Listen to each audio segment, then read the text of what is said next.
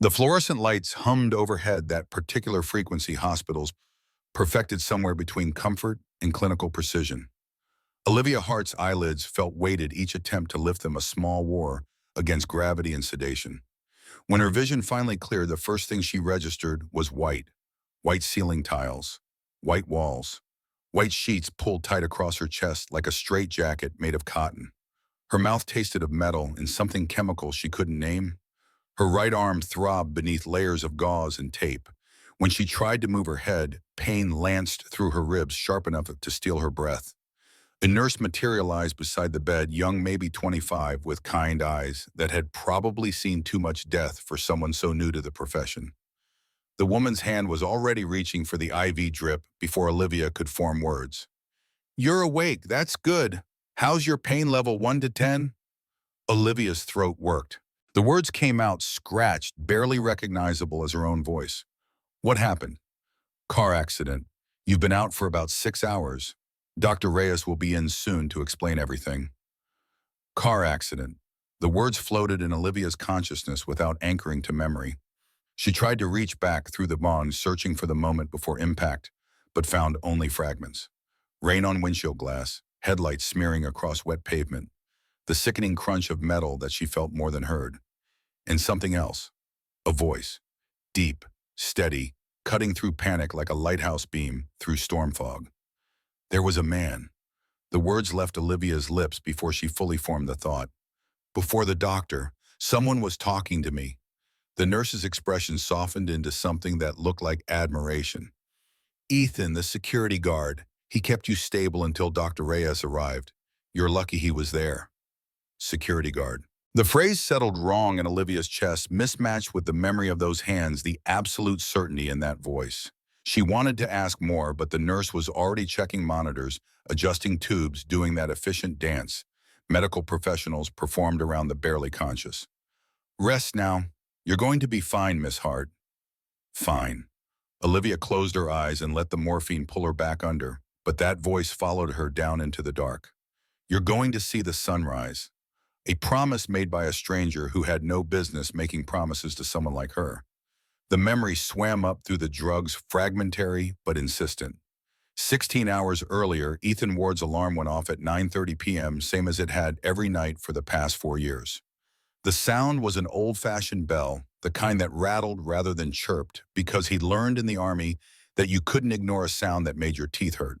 He was awake before the second ring hand slapping the button with the precision of someone who'd been waking to urgent sounds for most of his adult life. The apartment was small, 2 bedrooms in a building that had seen better decades. The walls were thin enough that he could hear the couple next door arguing about money, the same argument they had every Thursday like clockwork. The carpet was beige in the way that suggested it had once been another color before years of feet and neglect wore it down to this neutral surrender. But it was clean. That mattered. The dishes were washed and drying in the rack. Grace's backpack sat by the door, already packed for school the next morning. The bills were paid, even if paying them meant Ethan ate ramen 3 nights a week and pretended he wasn't still hungry. He moved through his evening routine with mechanical efficiency. Shower, shave.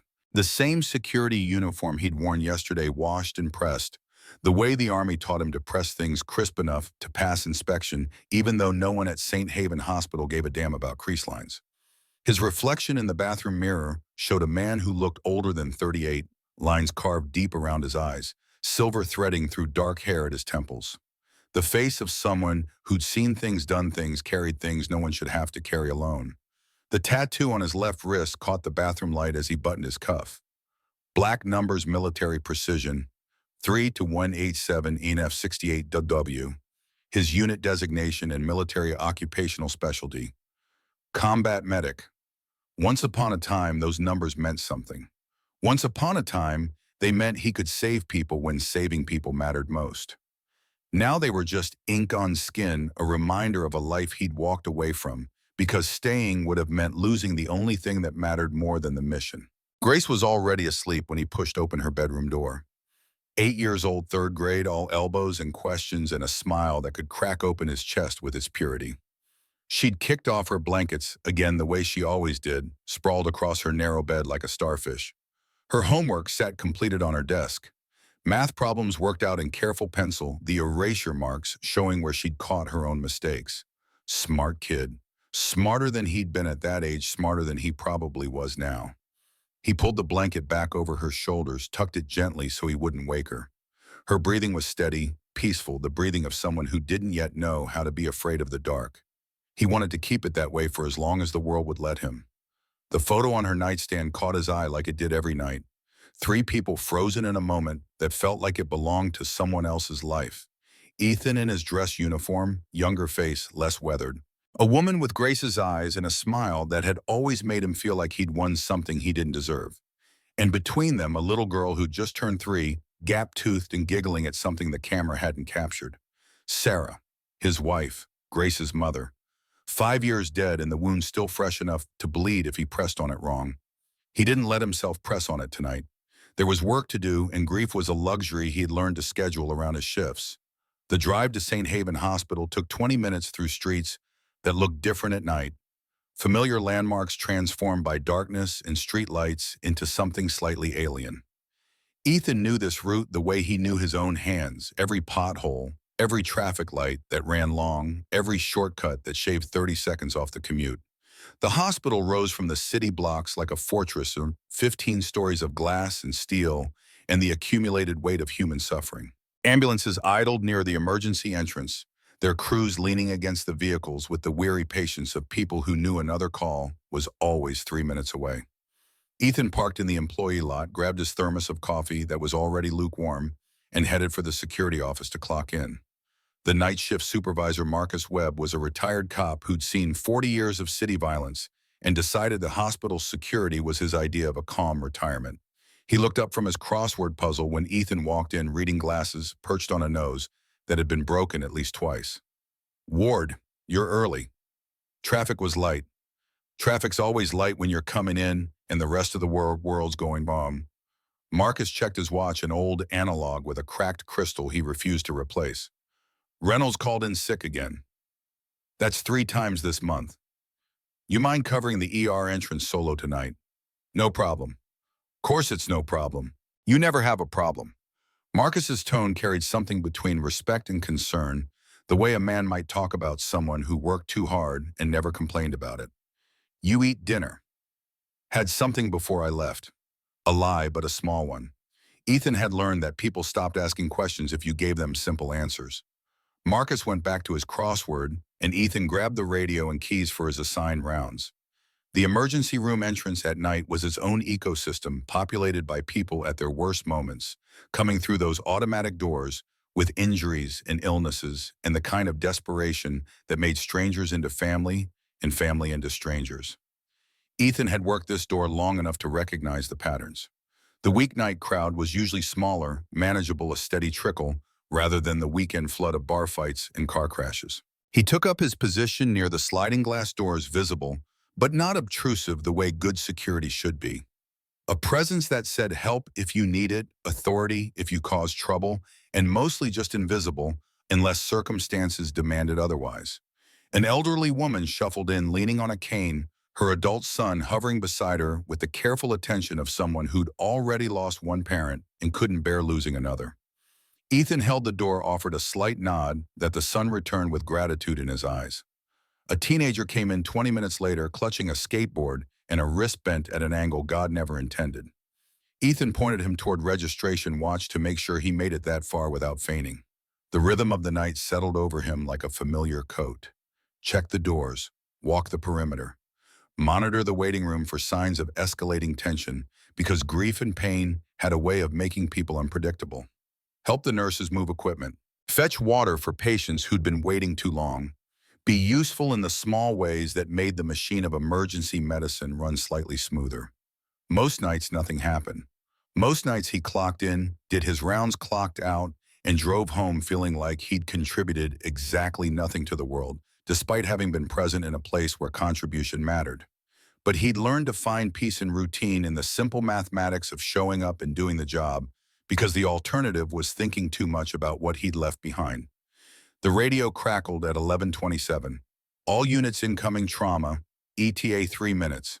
Car accident, single vehicle, major impact. Adult female critical condition. Ethan's body responded before his conscious mind engaged muscle memory from a different life taking over. He moved toward the ambulance bay, checking sight lines, making sure the path was clear. Other staff were already converging, nurses and techs moving with practiced urgency, but no doctor yet. Dr. Reyes was the on-call tonight, and if he wasn't here, that meant he was still en route from wherever he lived, stuck in traffic or bad luck, or both. The ambulance screamed into the bay 2 minutes later, lights painting the concrete in alternating red and white. The back doors flew open, and paramedics were already moving synchronized chaos that Ethan recognized from 1,000 field evacuations, where seconds meant the difference between bleeding out and making it home. The woman on the stretcher was young mid-30s, wearing what had probably been an expensive business suit before physics and metal turned it into rags.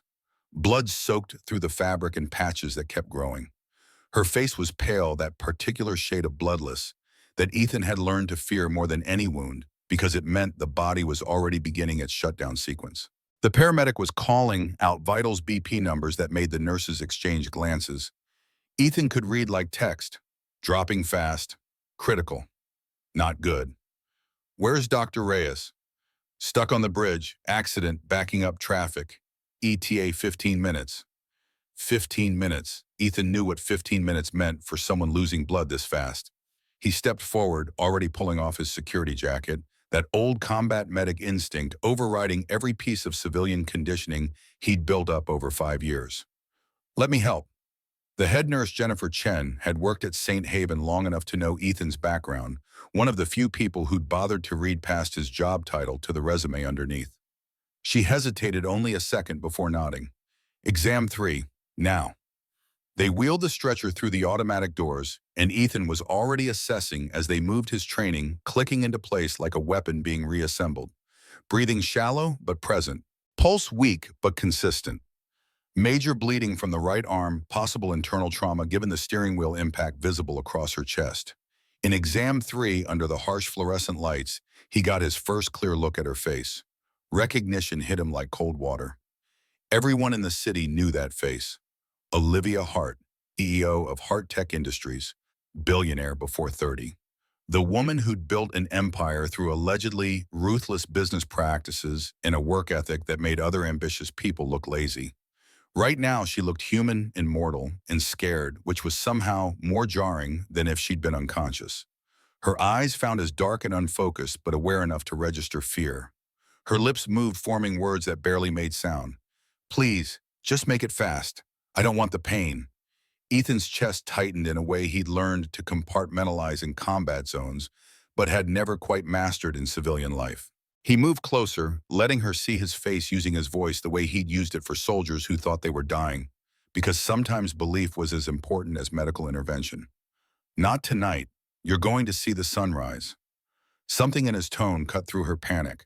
Her hand reached out, trembling, seeking anchor. He caught it, held it, his grip firm enough to transmit certainty. Stay with me. Focus on my voice. You're safe now. His other hand was already working, applying pressure to the bleeding on her arm, checking pupil response, assessing in the systematic way the Army had drilled into him, until assessment became instinct. Jennifer appeared beside him with gauze and tape, working in tandem with the efficiency of someone who'd done this dance before. Talk to her. Keep her conscious. Ethan leaned closer, maintaining eye contact, keeping his voice steady and low. What's your name? Olivia. The word was barely audible. Okay, Olivia, I'm Ethan. You were in an accident, but you're in a hospital now. Doctor's on his way. We're going to get you through this. Her breathing was rapid, too rapid, edging toward hyperventilation. He recognized the signs of shock setting in the body's panic response when trauma overwhelmed its ability to cope. He squeezed her hand slightly, drawing her attention back to his face. Breathe with me, in through your out through your mouth, slow, like this.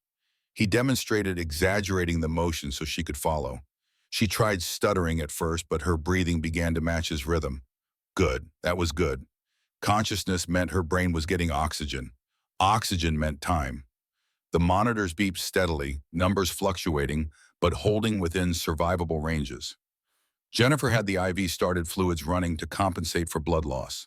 Ethan kept pressure on the arm wound while watching for signs of internal bleeding, his mind running through triage protocols he'd used in desert heat with mortar rounds landing close enough to feel. "You're doing great, Olivia. Stay with me. Tell me something. Where were you going tonight?" "Home." The word came out thick, her tongue struggling with coordination. "Board meeting, ran late. What kind of company?" "Tech, software, defense contracts." "Important work." "Supposed to be." Her eyes started to drift closed. "Hey, Olivia, look at me." He kept his voice firm command presence without being harsh. "Eyes on me. You don't get to check out yet. I need you to stay angry about that meeting. Stay mad you didn't get home. Channel that. Use it." Her eyes snapped back to his, and for a moment he saw something fierce flash across her face, that CEO intensity that had probably built her empire. Good. Anger was useful. Anger kept people fighting. "That's it. Stay right there. Be pissed off. You've got things to do tomorrow, right? People who need you. Board presentation, quarterly results. Then you stay here and you give them hell tomorrow. But tonight you let me do my job and you do yours. Your job is to keep breathing and stay conscious. Can you do that?" "Yes." Stronger this time. The minutes stretched, each one marked by monitor beeps and Jennifer's quiet updates on vitals. Ethan kept talking, keeping Olivia engaged, pulling her back every time her focus started to slip. He'd done this before, held dying men together with pressure and will and conversation until the medevac arrived. But it never got easier, never stopped feeling like trying to hold water in his bare hands.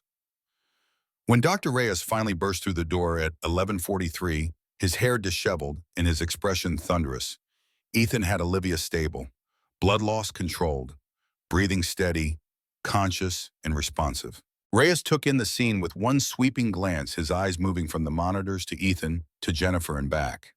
"What do we have?" Jennifer rattled off vitals and treatment while Ethan stepped back, creating space for the doctor to work. His hands were stained with Olivia's blood, his uniform shirt speckled with it, but he barely noticed. The adrenaline was starting to ebb, leaving behind that hollow feeling he remembered from the war, that strange emptiness after intense action when the body didn't quite know how to downshift.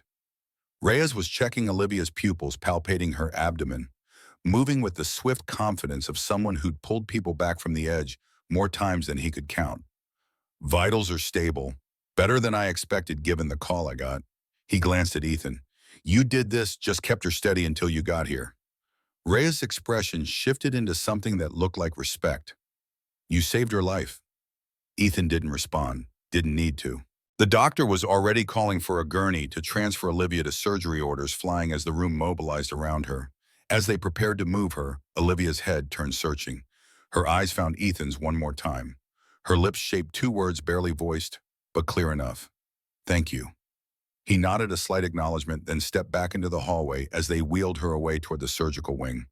The automatic doors swung shut behind them, and the emergency room settled back into its normal chaos, the crisis already becoming yesterday's crisis, another patient already being brought in to fill the empty exam room. Jennifer appeared beside him holding a towel. "You should clean up. Marcus will have questions about the uniform." "I'll tell him what happened." "You okay?" The question landed heavier than it should have. Ethan looked down at his hands, still shaking slightly from the adrenaline dump, and made himself nod. "Yeah, just need some air." He walked out through the ambulance bay into the cool night that felt sharp after the overheated interior. The city sprawled around the hospital in all directions, lights marking human presence in the dark. Somewhere out there, Grace was sleeping in her bed, safe and ignorant of the fact that her father had just done what he'd been trained to do, what he'd walked away from, what he'd thought he'd left behind for good. His phone buzzed, a text from the night supervisor at Grace's school, the overnight care program that lets single parents work night shifts without leaving their kids alone. "Grace is fine, did all her homework, watching a movie now. She asked when you'd be by." Ethan checked his watch. Just past midnight. He had 30 minutes on his break. He typed back a quick response and headed for his car. The elementary school was connected to the hospital through a community partnership, one of those programs designed to help medical workers with childcare.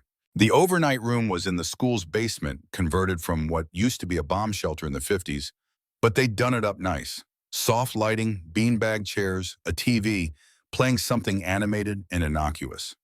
Grace was curled up in one of the beanbags, her attention locked on the screen, but she spotted him immediately.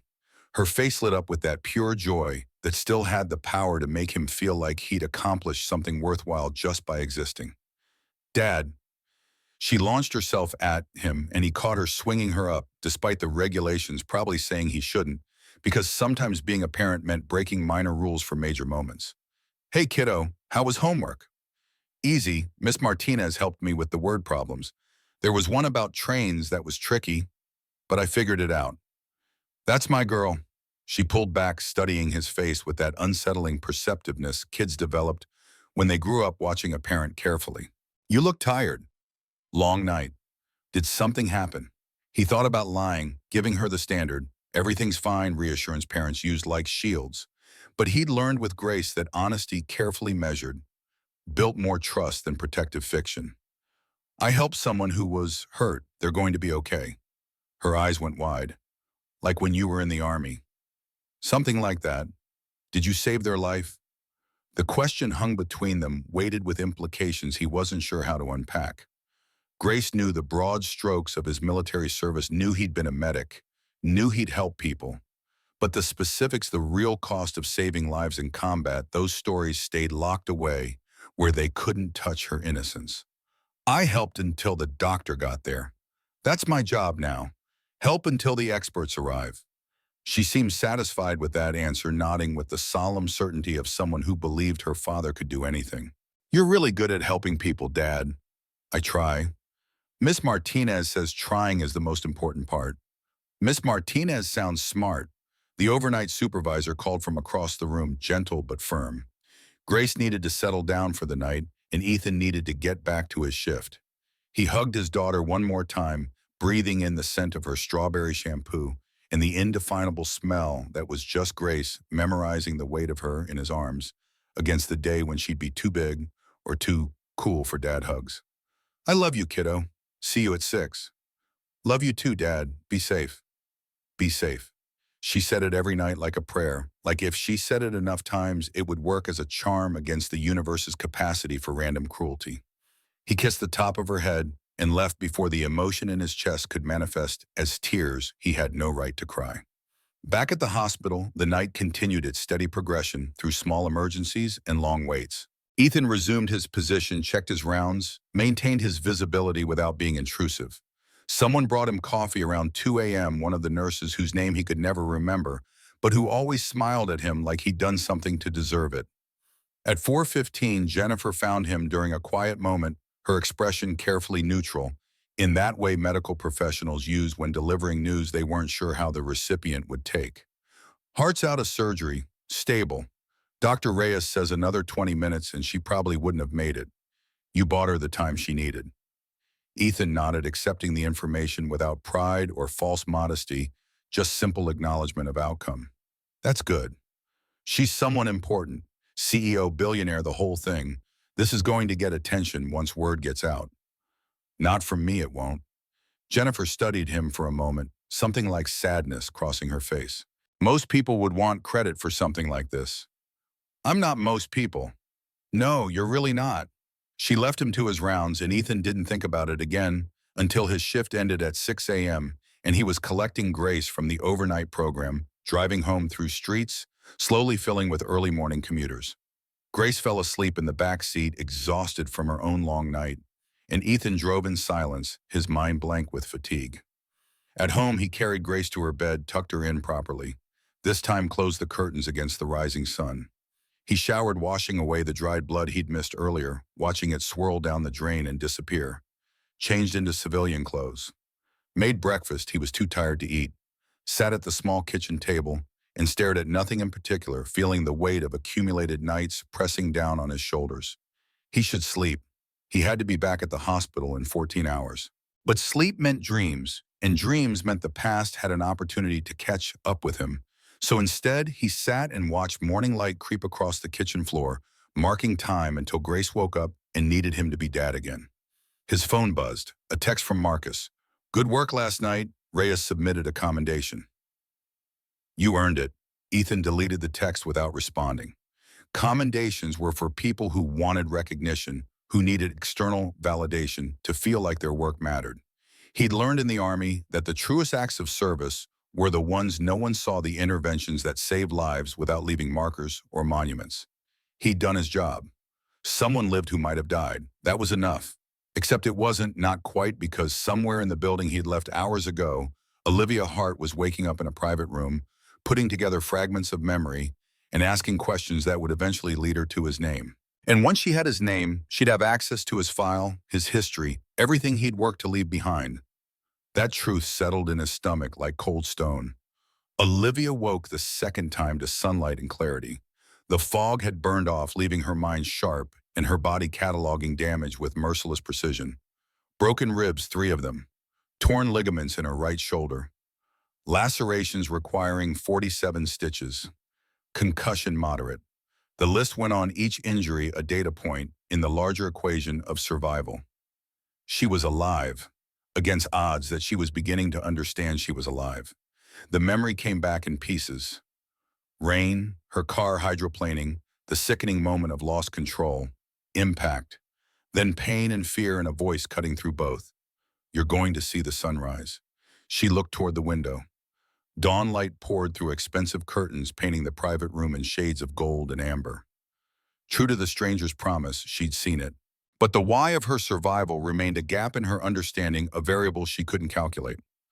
A nurse entered, different from the night shift, older, with the efficient demeanor of someone who'd been doing this job since before Olivia was born. Good morning, Miss Hart. How are you feeling? Like I was in a car accident. The nurse's lips twitched, almost smiling. Good. Awareness of circumstances is a positive sign. Dr. Reyes will be by shortly to discuss your recovery plan. Before he comes, I need to know something.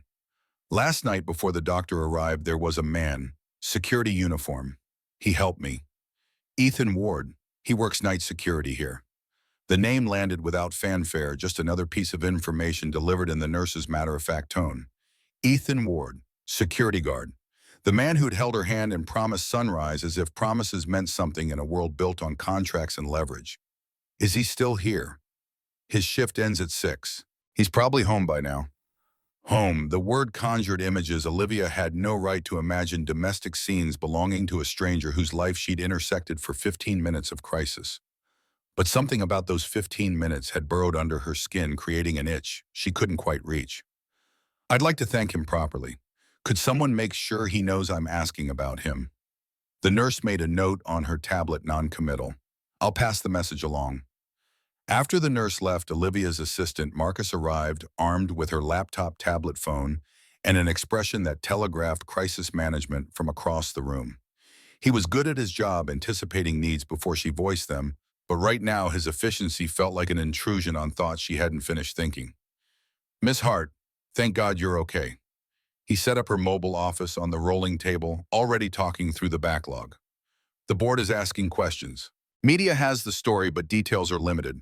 We've got the PR team crafting a statement. What do you want me to tell them, son?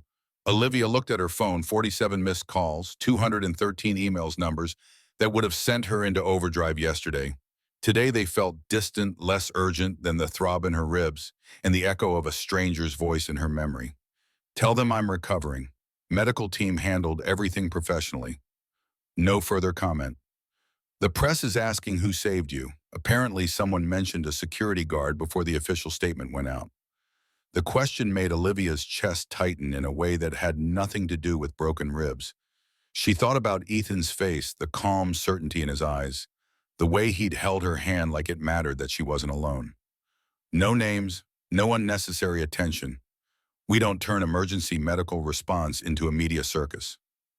Marcus nodded, already typing notes. Understood. I'll handle it.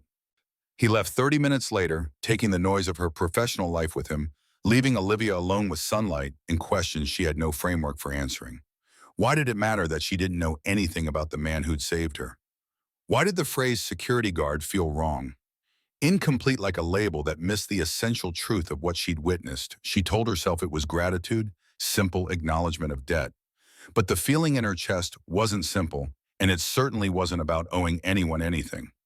Dr. Reyes came by mid-morning, checking her charts, explaining recovery timelines and physical therapy requirements, with the brisk professionalism of someone who'd delivered this speech 1,000 times. He was good at his job, she could tell, the kind of good that came from caring about outcomes more than credit. "You're lucky," he said, closing in her chart. "Another 20 minutes and I don't think we could have stabilized you in time." And the security guard, Ethan, the nurse said he kept me stable. Reyes's expression shifted into something warmer. More than stable. He did everything right. Combat medic training, I'd guess. Textbook response under pressure. You were in good hands. Combat medic. The phrase added weight to her incomplete picture of Ethan Ward filling in gaps while creating new questions. Why was a combat medic working security?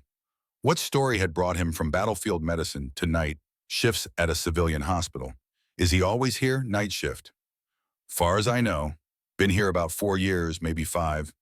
Keeps to himself mostly, but everyone likes him. Good man. After Reyes left, Olivia tried to focus on email on the accumulated work that never stopped accumulating, regardless of personal emergency. But her attention kept drifting to the window to the sunrise she'd been promised, and delivered to the understanding that her survival had hinged on the presence of one specific person at one specific moment. The odds of that should have comforted her. Instead, it felt like owing someone a debt she had no way to repay. By early afternoon, she was cleared for visitors beyond medical staff. Board members came first, bringing flowers and concern that felt performative, strategic shows of solidarity that had more to do with stock prices than genuine care. She tolerated their visits, gave them reassurances about her recovery timeline and return to work schedule, watched them calculate how her absence would impact quarterly targets. When they finally left, she felt exhausted in a way that had nothing to do with her injuries. Her phone buzzed, a text from her younger sister, brief and pointed. "Heard you almost died. Glad you didn't. Call me when you're ready to talk about why you were working late enough to crash on the way home." Olivia didn't call. Her sister understood her too well, would see through any deflection straight to the hollow truth beneath. She wasn't ready for that conversation yet. Wasn't ready to admit that she'd been working late because work was the only thing she had that felt like winning, and she needed to feel like she was winning at something. Evening came. The nurses changed shifts. Olivia picked at dinner she didn't want, watched television she couldn't follow, waited for something she couldn't name. Around 7 p.m., her door opened and she looked it up, expecting another nurse, another doctor, another round of vitals and platitudes. Instead, she saw him. Ethan Ward looked different, out of immediate crisis, less like an action hero, and more like what he apparently was, a regular man in a security uniform approaching middle age, with tired eyes and the kind of face that had seen trouble and decided to keep going anyway. He stopped just inside the doorway, clearly uncomfortable with the intrusion, his hand still on the door handle like he was ready to retreat. "Miss Hart, I heard you were asking about me." His voice was the same, that calm depth that had cut through her panic, but now it carried uncertainty. Wariness, the tone of someone who'd been summoned but wasn't sure why. Olivia sat up straighter, ignoring the protest from her ribs. "I wanted to thank you for last night. Just doing my job. I don't think security guards are trained in emergency medical response." A muscle twitched in his jaw. "I've got some medical background. It came in useful." Combat medic. She watched his reaction, saw the brief flash of surprise followed by resignation. "Dr. Reyes mentioned it. That was a long time ago. Not so long that you've forgotten how to save lives." Ethan shifted his weight, clearly wanting this conversation to end, but too polite or too stubborn to just walk away. "I'm glad you're recovering. If there's nothing else, why security?" The question left her mouth before she'd fully formed it, too blunt, too personal, the kind of directness that served her well in boardrooms, but probably wasn't appropriate here. "With your training, your experience, why work night security at a hospital?" His expression closed down, walls going up so fast she could almost hear them lock into place. Everyone's got their reasons for the choices they make. That's not an answer. It's the only one you're getting. The words weren't harsh, but they carried finality, a line drawn that she'd crossed without permission.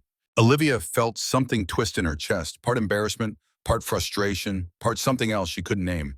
"I apologize. That was inappropriate." Ethan's shoulders relaxed slightly. "Forget it. You've had a rough couple days. People ask weird questions after trauma." He turned to leave, and Olivia found herself speaking again, words tumbling out with uncharacteristic lack of filter. I remember what you said about the sunrise. You promised I'd see it. He paused, looked back.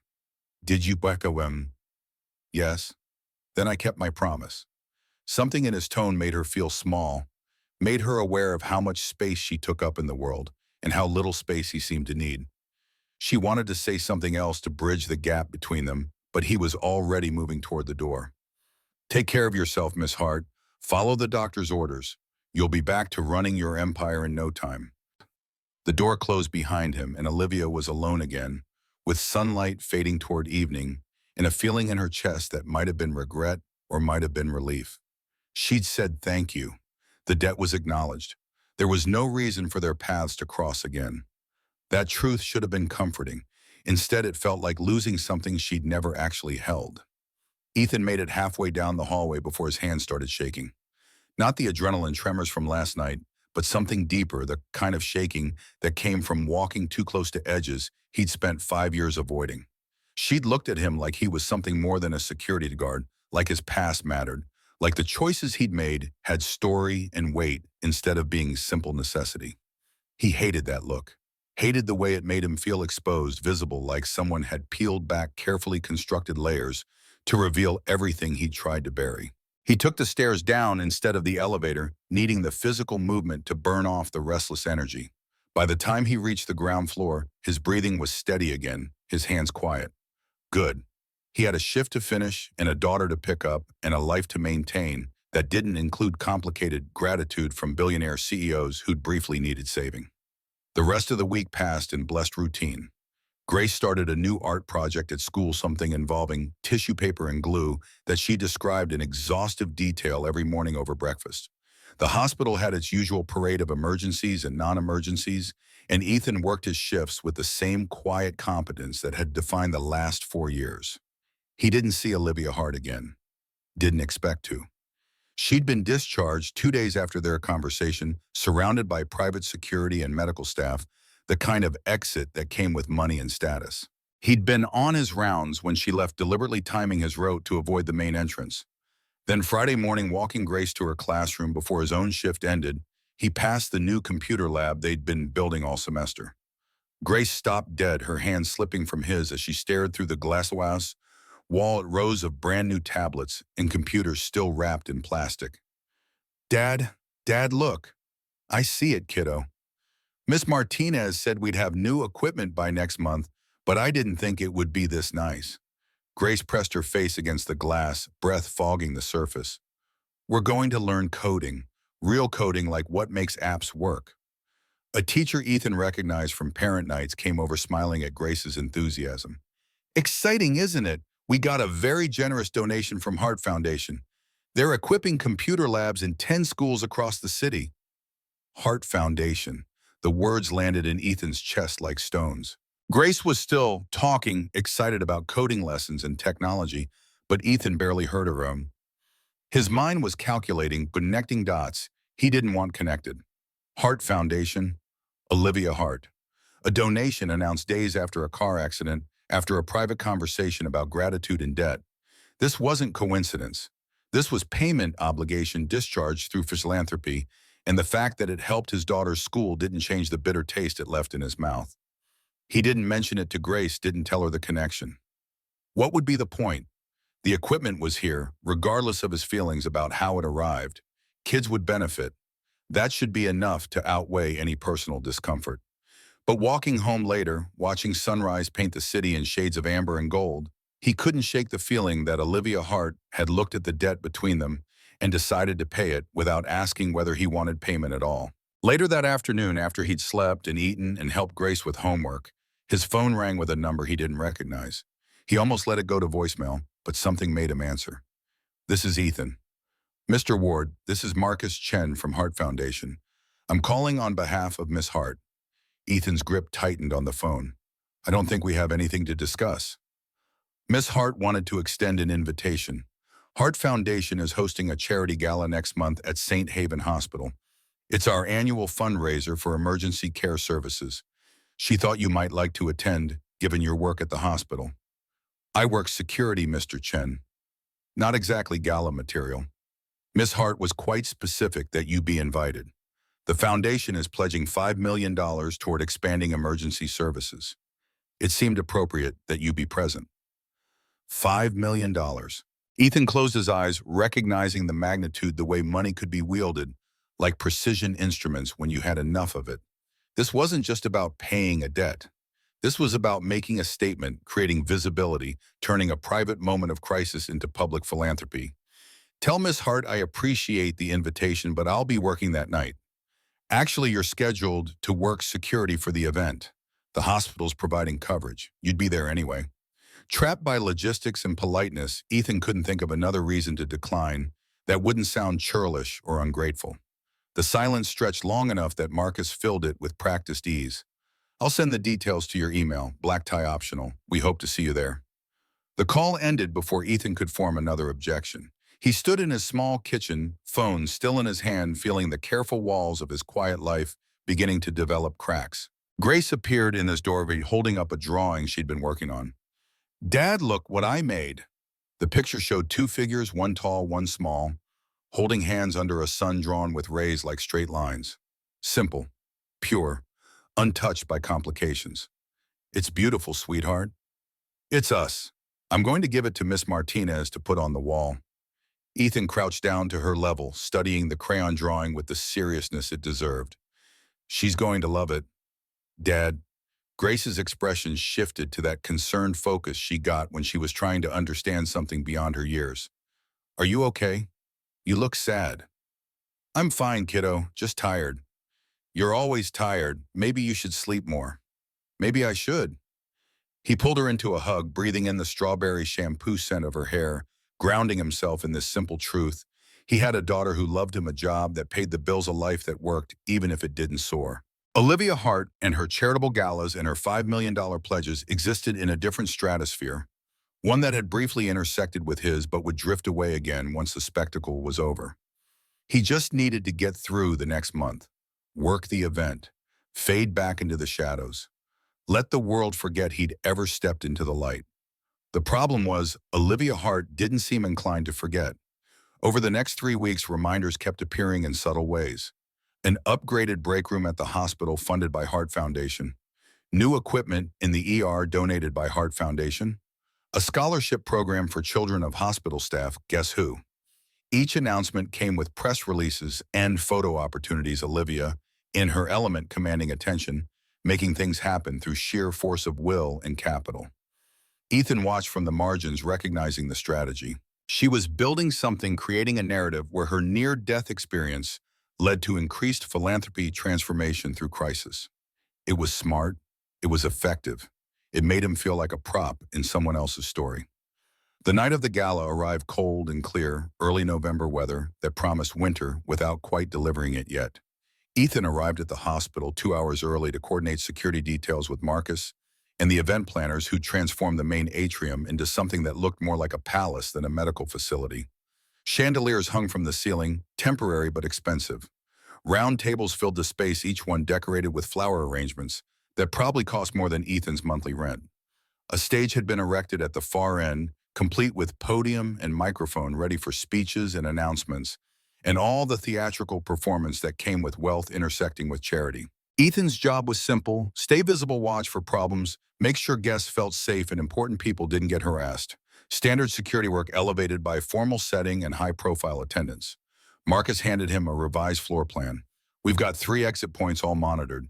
Guest list is locked down, no walk-ins. VIPs get escorted to their tables. You're covering the north entrance and main floor. Questions? None. You clean up nice ward. Almost didn't recognize you without the regular uniform. Ethan glanced down at his security blacks pressed to military standard badge polished.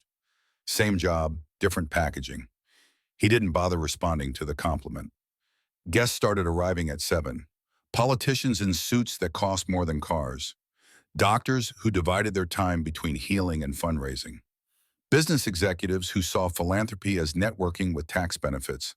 They flooded through security checks with the impatient tolerance of people used to expedited everything, and Ethan watched them flow into the transformed atrium like birds in expensive plumage. At 7:45, Olivia Hart arrived. She entered through the main doors alone, no entourage, no handlers, just her in a midnight blue gown that probably cost more than Ethan's car, and her entire being radiating the kind of confidence that came from owning rooms before you walked into them. Her eyes swept the space professional assessment, and for a brief moment they landed on Ethan standing near the north wall. Recognition flickered across her face. She started to move in his direction, but someone intercepted her, another CEO or politician or whoever mattered enough to demand her attention. She was pulled into conversation into the performance of the evening, and Ethan was grateful for the interruption. He didn't need to talk to her, didn't want to. The debt had been paid in computer labs and equipment donations, and this entire spectacle of charitable giving. They were even. They were done. The gala proceeded with choreographed precision. Speeches from hospital administrators, testimonials from patients, a video presentation about the impact of Heart Foundation donations complete with emotional music and carefully edited footage. Ethan watched from his position, maintaining professional distance, his attention split between crowd management and the figure on stage. Olivia spoke last, her voice carrying through the sound system with practiced ease. She talked about the importance of emergency care, about how seconds could mean the difference between life and death, about the privilege of being able to give back to the community that had saved her. It was a good speech. It moved people. Ethan could see it in their faces, the way they leaned forward, engaged, believing in the narrative she was weaving. Then the lights flickered. Once, twice. The crowd murmured, uncertain. Before anyone could react, the fire alarms screamed to life, sounds sharp enough to hurt ears. Confusion rippled through the atrium, people looking around, looking to each other, looking for authority to tell them what to do. Ethan was already moving his radio, crackling with overlapping voices, trying to determine if this was real emergency or false alarm. He pushed through the crowd, not running but moving with purpose, scanning for smoke, for panic, for any sign of actual danger. Near the west side of the room, he saw it. An elderly man, 70, maybe, collapsed on the floor. His face had that bluish tint Ethan recognized immediately. Not breathing. Cardiac arrest. The crowd was backing away, creating a circle of paralyzed witnesses. Someone was screaming for a doctor. Ethan dropped to his knees beside the man, checking for pulse, finding nothing. His training engaged like a switch being thrown. "Someone call 911. Now!" He tilted the man's head back, checked the airway, started chest compressions. 30 pumps, hard and fast, the way he'd done 100 times in training and too many times for real. 2 rescue breaths. Repeat. Time compressed. He was aware of voices around him, people talking, but they existed in a different space than the rhythm he was locked into. Compressions. Breaths. Compressions. Breaths. Counting in his head, monitoring the man's color, willing the heart to restart. 15 seconds. 30. 45. Come on. Come on. The man gasped, coughed, his eyes fluttering open. Ethan kept him steady, checking vitals by touch and observation, making sure the airway stayed clear. "Sir, stay still. Help is coming. You're okay now." The man's hand gripped Ethan's sleeve, weak but present. His lips moved, forming words Ethan couldn't hear over the alarm that was finally shutting off. But he understood the meaning well enough. Paramedics arrived moments later, taking over with equipment and expertise. Ethan stood up, backing away, letting them work. His knees were sore from the hard floor, his hands aching from compressions, but the familiar post-action clarity was already settling over him. He'd done his job. Someone who wasn't breathing was breathing again. That was enough. Except when he looked up, he found Olivia Hart standing at the edge of the dispersing crowd, staring at him with an expression he couldn't quite read. Her hands were clasped in front of her knuckles, white, and something in her face had cracked open, revealing vulnerability she probably hadn't meant to show. Their eyes met across 15 feet of expensive carpet, and Ethan saw the moment she understood. Saw her piece it together, the kind of person he was, the training he carried, the way he moved through emergencies, like other people moved through routine. He turned away, heading back to his post, but the damage was done. Olivia Hart now knew something about him he'd spent 5 years trying to hide in plain sight. He wasn't just a security guard who'd gotten lucky once. He was someone who'd been trained to save lives, who still had the instinct and skill, who couldn't turn off that part of himself even when it meant stepping into visibility he didn't want. The gala continued after the emergency, but the energy had shifted. People talked about what they'd witnessed, the drama of near death, an intervention turning crisis into conversation piece. Ethan finished his shift, filed his report, and left before the event officially ended. At home, Grace was already asleep, curled up in her bed with the blanket kicked off again. He tucked her in, then sat in his kitchen with a cup of coffee he didn't drink, staring at nothing, feeling the weight of recognition settling on his shoulders. He'd saved 2 lives in front of Olivia Hart. Twice she'd witnessed him do what he'd been trained to do. And now she had questions he couldn't answer and attention he couldn't deflect. His phone buzzed, a text from a number he now recognized as Marcus Chen. "Miss Hart would like to speak with you. When would be convenient?" Ethan deleted the text without responding. There was nothing convenient about any of this. 3 days later, sitting in the hospital's HR office because they'd asked nicely, and he couldn't think of a reason to refuse, Ethan learned exactly how much Olivia Hart's curiosity had cost him. The HR manager, a middle-aged woman named Sandra, who'd always been pleasant, if slightly distant, pushed a file across the desk toward him. "Mr. Ward, we've received a request from Hart Foundation for your personnel file." Ethan's chest tightened. "What kind of request?" "They're considering you for a position. Safety and medical preparedness advisor. Part-time, flexible hours, substantial pay increase." Sandra's expression suggested she thought he should be excited about this opportunity. "Miss Hart specifically requested your file to review your qualifications." "I didn't apply for any position." "I understand that, but given your background and recent performance during the gala incident, it's not surprising they'd want to recruit you." Ethan stared at the file, recognizing what it contained. His work history, his military service record, his commendations.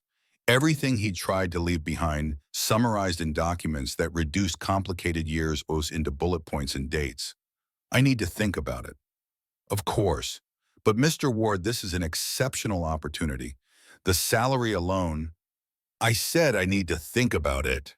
Sandra's expression cooled slightly, professional courtesy strained by his lack of appropriate gratitude. She pulled the file back across the desk. "Let me know your decision by end of week. Hart Foundation needs to fill the position by month's end." Ethan left the HR office feeling like he'd been maneuvered into a corner. Olivia Hart wasn't asking. She was creating circumstances where refusing would be more complicated than accepting, where his own best interests aligned with her apparent need to, what, repay a debt. Create a convenient narrative. Collect people the way she collected companies and market share. That evening, he found a manila envelope slipped under his apartment door. Inside, a handwritten letter on expensive stationery. The handwriting was precise, controlled the kind of penmanship that suggested Catholic school or old money or both. Ethan read it standing in his doorway, Grace playing in her room, unaware of the complications spreading through her father's carefully managed life. "Ethan, you saved me twice. Once from death, once from myself. I don't know how to repay that. Maybe I never can. But I'm trying to be better because of you. Thank you for seeing me even when I couldn't see myself." Olivia, he read it 3 times, searching for manipulation, for hidden agenda, for anything that would let him dismiss it as just another power play from someone who used influence as currency. But the words felt genuine, raw, in a way that didn't match the polished CEO who commanded stages and boardrooms. She was trying to be better. Because of him. Ethan folded the letter carefully, put it in his pocket, and stood in his small apartment, feeling the careful walls of his life developing cracks he couldn't repair. Grace appeared in the hallway clutching a book. "Dad, will you read to me?" "Of course, kiddo." He followed his daughter to her room, sat on the edge of her bed, and read about dragons and princesses and heroes who save kingdoms. Grace listened with rapt attention, asking questions about why the dragon was lonely and whether the princess might actually want to be friends with it instead of waiting for rescue. After she fell asleep, Ethan stood at her window looking out at the city lights, scattered across darkness like fallen stars. Somewhere out there, Olivia Hart was in her penthouse or office, or wherever billionaires went when they weren't performing philanthropy, and she'd looked at him and seen something worth saving in return. The thought terrified him more than any firefight he'd survived.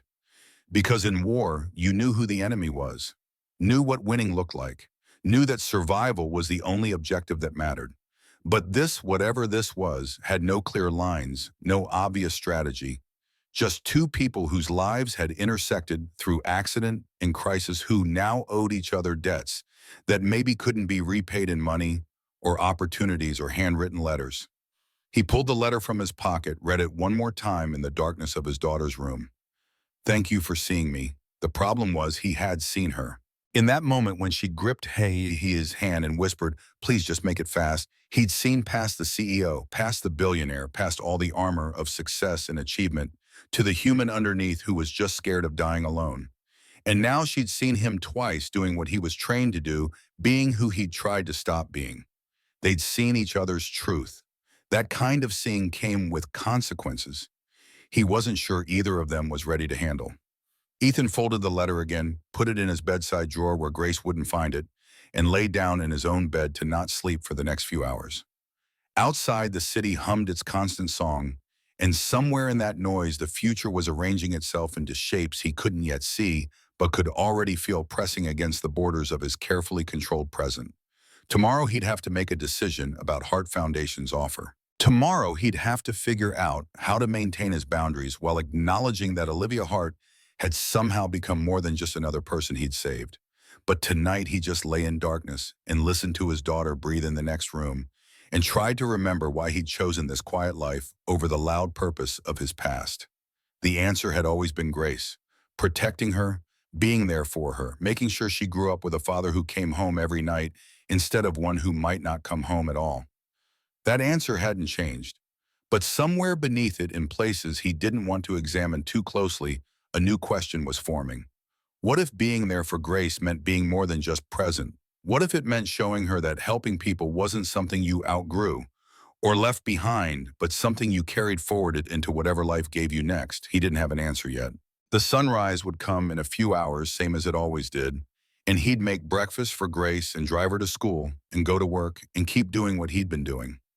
Unless he didn't.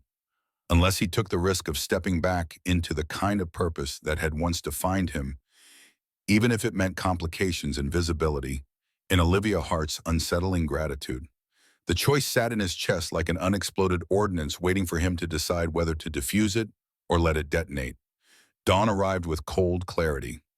Ethan made breakfast, helped Grace get ready for school, drove through morning traffic that moved like sluggish water. At the elementary school drop-off, Grace kissed his cheek and ran toward her classroom, backpack bouncing, already calling to friends. He watched her disappear through the doors, this small person who trusted him completely to make the right choices for both of them. Then he pulled out his phone and typed a message to Sandra in HR. Tell Hart Foundation I'll meet with them, but I'm not promising anything. He hit send before he could reconsider, then drove to the hospital for his shift, feeling like he'd just stepped off a cliff and was still waiting to find out whether he'd sprout wings or hit bottom. The answer, he suspected, was going to be complicated. The Hart Foundation offices occupied 3 floors of downtown glass and steel, the kind of building that reflected clouds and ambition in equal measure. Ethan arrived 15 minutes early because the military had trained punctuality into his DNA, then sat in his truck for 10 of those minutes, second-guessing every decision that had led him to this parking garage. Grace's voice echoed in his memory from breakfast that morning, innocent and piercing. Dad, why do you look scared? You're never scared. He'd told her he wasn't scared, just nervous about a meeting. She'd hugged him and said he was the bravest person she knew, which made lying to her feel like swallowing glass. The lobby was all marble and minimalist furniture designed to make visitors feel either intimidated or inspired, depending on their net worth. Ethan gave his name to the receptionist, who smiled with professional warmth and directed him to the elevators. 15th floor, corner office. Miss Hart was expecting him. The elevator rose smooth and silent numbers, climbing with the kind of efficiency that came from German engineering and American capital. When the doors opened, Marcus Chen was waiting, tablet in hand, expression carefully neutral. Mr. Ward, thank you for coming. Miss Hart is finishing a call. Can I get you coffee, water, anything? I'm fine. Marcus led him through an open floor plan where young professionals hunched over computers, their casual dress and intense focus suggesting a workplace that valued output over appearance. But everything was expensive in that understated way wealth had perfected, from the ergonomic chairs to the art on the walls that probably cost more than Ethan's annual salary. The corner office had floor-to-ceiling windows overlooking the city, and Olivia Hart stood with her back to the door, phone pressed to her ear, her voice carrying the kind of authority that made disagreement feel pointless. I don't care what the board thinks is prudent, David. We're moving forward with the community clinic initiative. Yes, I'm aware of the optics. That's exactly why we're doing it. She paused, listening. Tell them I'll address their concerns at Thursday's meeting. If they want to challenge me, they can do it to my face. She ended the call and turned her expression shifting from boardroom steel to something softer when she saw Ethan. Not quite a smile, but acknowledgement that carried weight. Ethan, I'm glad you came. The office felt too small suddenly, despite being larger than Ethan's entire apartment. He stayed near the door, maintaining distance, his hands loose at his sides in a posture that was either casual or ready depending on need. Your assistant said this was about a job offer. It is, but first I owe you a proper apology. What I said in the hospital about keeping things quiet, about not wanting attention. Her voice caught just barely enough to make it real. I was wrong. I was trying to protect something that didn't need protecting, and in the process I disrespected what you did for me. Ethan shifted his weight, uncomfortable with the sincerity, with the vulnerability she was offering, like a gift he hadn't asked for. You were in shock. People say things. That's generous, more generous than I deserve.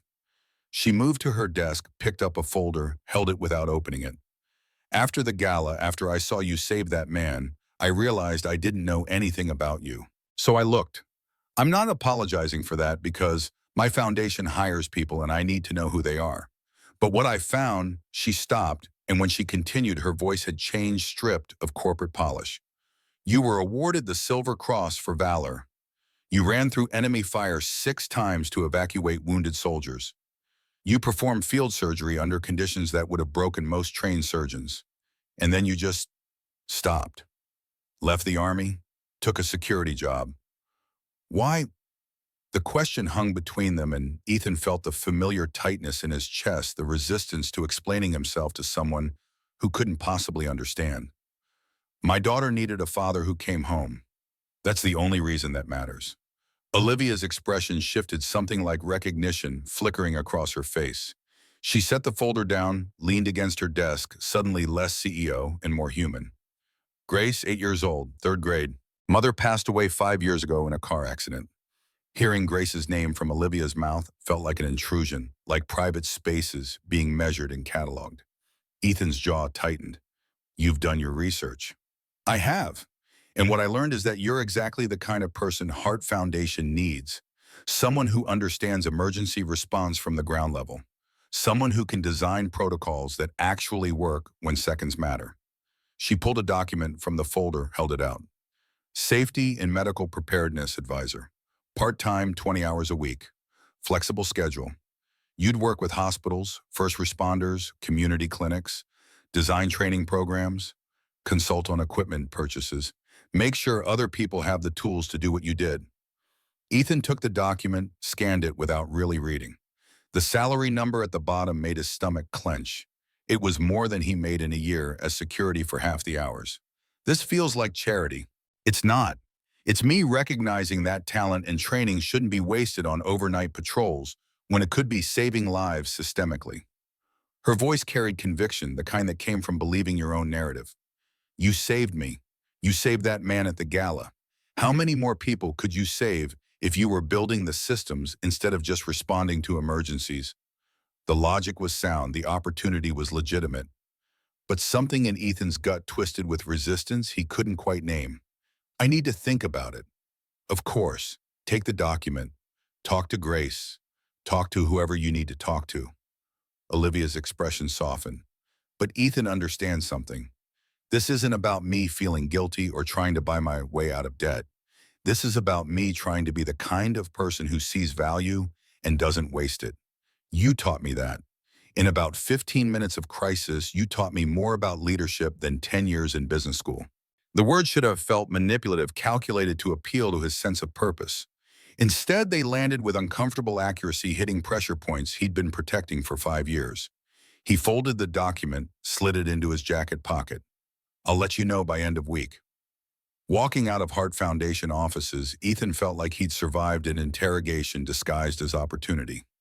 The city sprawled below as the elevator descended, all those lives moving through their own complications.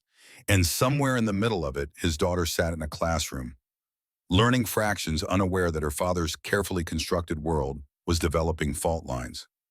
His phone rang before he reached his truck.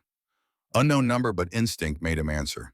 "Mr. Ward, this is Principal Davis from Oakwood Elementary. We need you to come to the school. There's been an incident involving Grace." The drive took 12 minutes that felt like hours. Every stoplight was personal offense, every slow driver an obstacle between him and his daughter. By the time he reached the school, his hands were white-knuckled on the steering wheel, his heart rate elevated past anything healthy. Principal Davis met him in the front office, a woman in her 50s with kind eyes that currently carried concern. "Grace is fine physically, but there was an altercation at lunch. Another student made comments about," she paused, choosing words carefully, "about economic status." Grace responded verbally, and things escalated. "No one was hurt, but we needed to call you."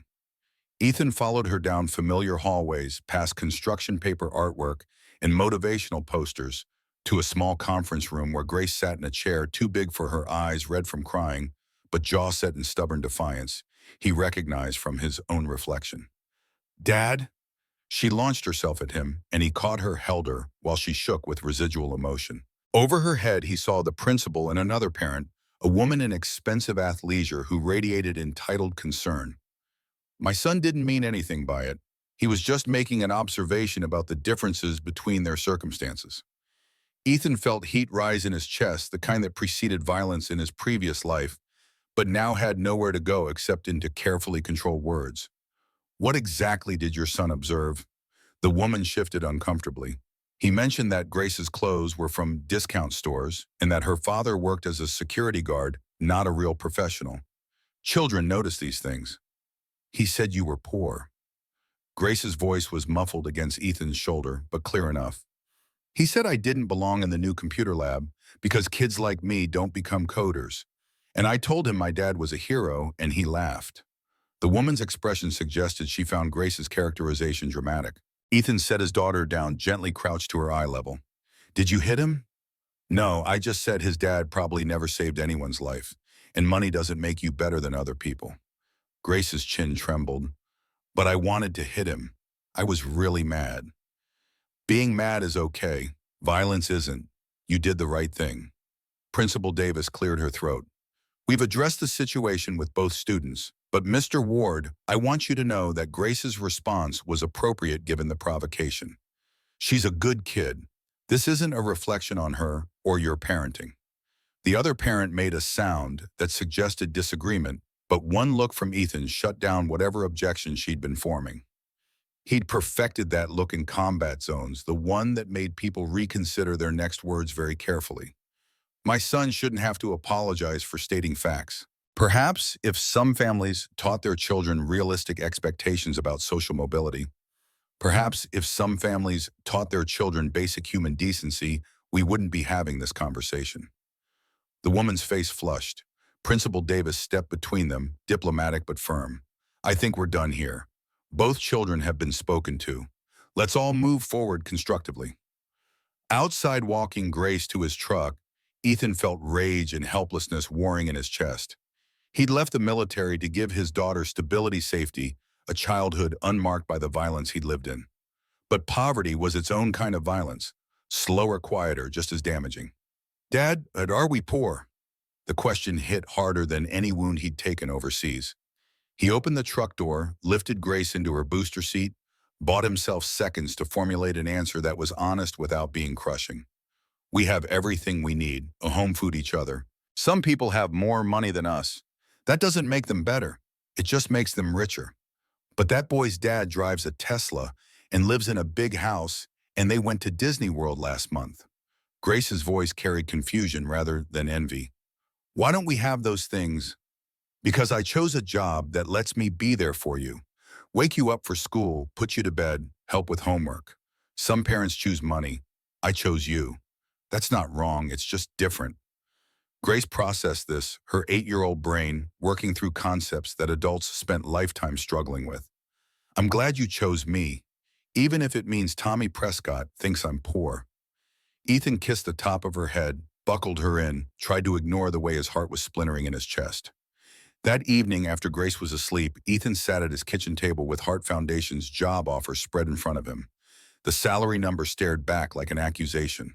With that money, Grace could have new clothes, real vacations, tutoring if she needed it. She could have the kind of childhood where other kids didn't use poverty as a weapon. His phone buzzed, a text from an unfamiliar number. "Mr. Ward, this is Olivia Hart. Marcus gave me your personal number. I hope that's not overstepping. I heard about what happened at Grace's school. If there's anything I can do." Ethan stared at the message, anger and gratitude mixing into something toxic. How did she know? Was Hart Foundation monitoring his daughter's school now? Was this what accepting their money meant, surrendering privacy along with pride? He typed a response, deleted it. Typed another, deleted that too. Finally settled on something neutral. "How did you hear about it?" The response came quickly. "Principal Davis called. Hart Foundation funds the computer lab program, so I'm on the school board distribution list. I saw the incident report. I'm sorry Grace had to deal with that. Kids can be cruel." Ethan's hands tightened around the phone. Everything connected back to Olivia Hart somehow. The computer lab, the job offer, even his daughter's humiliation at lunch. Not through malice, but through the sheer gravitational pull of wealth and influence reshaping the world around it. "Is this what working for you means?" "Your foundation everywhere in my life." A longer pause before the reply came. "No, it means I care about outcomes, and sometimes that means paying attention to details other people miss. But if my attention feels invasive, I'll back off. I just wanted you to know that Grace did nothing wrong, and that boys' parents are going to receive a very direct conversation about bullying from the school board. His father sits on it too, and he's about to learn that money doesn't shield children from consequences." Despite himself, Ethan felt something loosen in his chest. Olivia Hart was using her influence to protect Grace, which should have felt patronizing, but instead felt like solidarity. "Thank you, she didn't deserve that." Another text came through, "Neither did you." What that parent said about realistic expectations and social mobility, that's code for know your place. I've heard it my whole career. People who inherit wealth love telling self-made people where they belong. The answer is wherever we damn well decide to be. Ethan found himself almost smiling. There was fire in those words, the kind that came from personal experience with the exact hierarchies she was describing. "You're self-made. I thought Hart was a family name." "It is. My great-grandfather built the foundation. My grandfather lost most of it through bad investments. My father spent his life trying to rebuild it and died before he succeeded. I inherited debt in a name. Everything else I built from scratch. So yes, I'm self-made, and I'm tired of people who mistake inherited comfort for earned achievement." The conversation was veering into territory Ethan hadn't anticipated: genuine exchange instead of polite distance. He should have ended it, maintained boundaries, kept the relationship professional. Instead, he kept typing. "Grace asked me if we're poor. I didn't know how to answer without making her feel like I'd failed her." You haven't failed her. You chose presence over profit. That's not failure, it's priority. But Ethan, here's the thing: you don't have to choose anymore. You can be present and provide. That's what this job offer means. Stop punishing yourself for circumstances and start leveraging the skills you have to build something better. The words hit like targeted strikes, each one finding weaknesses in his defenses. Olivia Hart understood something about him that he'd barely acknowledged to himself. He wasn't staying in security out of necessity anymore. He was staying because he believed he deserved the struggle, because ease felt like betrayal of everyone who hadn't made it home from war. His phone rang, Olivia not texting anymore, but calling, her voice carrying through the speaker with unexpected warmth. "I'm overstepping. I can hear myself doing it, and I can't seem to stop. It's a control issue. I like fixing problems, and you're presenting as a problem that needs fixing, which is deeply condescending, and I apologize." Ethan almost laughed, caught off guard by the self-awareness. "You're not wrong, though, about the punishment thing." "No, I'm not wrong, but I'm also not qualified to psychoanalyze your relationship with sacrifice and survival guilt. I just know opportunity when I see it, and you're wasting yourself on patrols when you could be changing systems." She paused, and her voice softened. "Take the job, Ethan. Do it for Grace if you won't do it for yourself. Show her that her father's value isn't measured in paychecks or zip codes, but in the difference he makes when he stops hiding his light." I'm not hiding. You're working night security with combat medic training and a Silver Cross for valor. That's not hiding, that's burial. The accuracy of it stole his breath. Before he could respond, Olivia continued her tone, shifting to something more vulnerable. I know what it's like to feel like you don't deserve good things, to sabotage yourself because success feels like tempting fate. But hiding doesn't honor the people we've lost. Living does. Building does. Showing up in our power does. Who did you lose? Silence stretched long enough that Ethan thought she'd hung up. Then quietly, my father. To a heart attack at 53, working himself to death, trying to restore something that didn't matter as much as he thought it did. I watched him sacrifice everything for legacy, and then I spent 10 years doing the same thing before a car accident made me realize I was heading for the same ending. So no, this isn't charity. This is me trying to save someone else from the mistake I almost made. The mistake my father did make. Ethan closed his eyes, leaning back in his kitchen chair, feeling the walls between them crumbling faster than he could rebuild them. I'll take the job, but I need boundaries. Grace comes first, always, and I don't work weekends. Done. And Ethan, thank you for trusting me with this. Don't thank me yet. You might regret it when I start redesigning all your protocols. He heard her smile through the phone. I'm counting on it. After they hung up, Ethan sat in the quiet of his kitchen, feeling like he'd just made a decision that would either save him or destroy the careful equilibrium he'd maintained for 5 years. The documents sat on the table, contract terms and salary figures, and the promise of something that looked suspiciously like purpose. He thought about Grace, about the boy at school who'd used poverty as a weapon, about the casual cruelty of economic hierarchy. He thought about Olivia Hart, self-made, despite her name using wealth as a tool to reshape systems that had tried to break her. And he thought about his own hands, trained to heal, trained to save, currently wasting themselves on overnight patrols and emergency interventions that helped one person at a time instead of building structures that could help thousands. The sunrise would come in a few hours. He'd make breakfast, drive Grace to school, have a conversation with her about what Dad's new job meant. Changes, good ones, the kind that came from taking risks instead of hiding in comfortable suffering. Somewhere across the city, in a penthouse office that never really closed, Olivia Hart was probably still working, still building her empire, still trying to prove that self-made meant something in a world that wanted to reduce her to inherited names and lucky breaks. They'd found each other through accident and necessity. Now they'd chosen to keep finding each other through intention and mutual recognition of the kind of people they were trying to become. It wasn't salvation, wasn't redemption, wasn't the kind of neat resolution that made good stories. It was just two people damaged and determined, deciding that maybe hiding from purpose was worse than risking the complications that came with stepping into it. That would have to be enough. For now. The press conference was scheduled for 2 p.m. on a Thursday, which meant every major news outlet in the city had time to arrive with cameras and questions. Olivia stood backstage at Hart Towers Media Center, watching technicians adjust lighting and microphones, feeling her carefully constructed armor developing cracks. Marcus appeared at her elbow, tablet, glowing with talking points she'd already memorized and had no intention of using. The board is extremely uncomfortable with this approach. Caldwell thinks you're making yourself vulnerable. Zhang says it's unnecessary exposure. The board can express their concerns at next week's meeting, same as always. They're afraid you're going to damage the Hart brand by appearing weak. Olivia turned to face him fully, and whatever he saw in her expression made him take a small step backward. The Hart brand survived my great-grandfather's ruthlessness, my grandfather's incompetence, and my father's obsession. It'll survive me telling the truth for once. She walked onto the stage before Marcus could respond, before her own second-guessing could take root. The media pit was full, cameras tracking her movement, reporters leaning forward with the hunger that came from sensing a story that transcended quarterly earnings reports. No podium, no notes, just her standing in front of people whose job was to find weakness and exploit it, about to hand them vulnerability gift-wrapped. Thank you for coming. I'm not going to waste your time with prepared statements or corporate messaging. What I'm about to tell you is personal, and it's overdue. The room settled into attentive silence.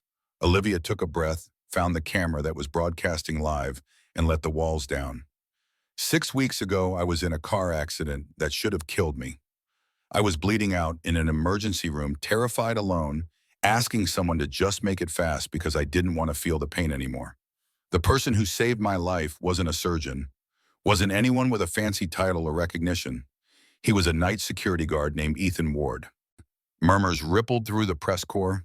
Olivia waited for them to settle. After he saved me, I asked him to stay quiet about it. I told him I didn't want the attention, didn't want rumors. What I really meant was that I didn't want to acknowledge I'd needed saving, that I'd been vulnerable, that someone I considered beneath my notice had seen me at my absolute worst and kept me alive anyway. Her throat tightened, but she pushed through.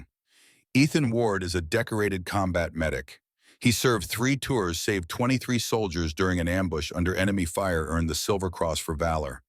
When his wife died 5 years ago, he left the military to raise his 8-year-old daughter alone. He took a security job because it let him be present for her. And I looked at this man, this genuine hero, and I treated him like someone whose story didn't matter because it didn't serve my narrative. The camera lights felt hot, exposing exactly what she deserved. 2 weeks ago at a charity gala, Ethan saved another life.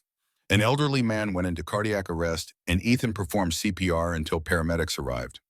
I watched him do it with the same calm competence he'd shown saving me, and I realized something that should have been obvious from the beginning.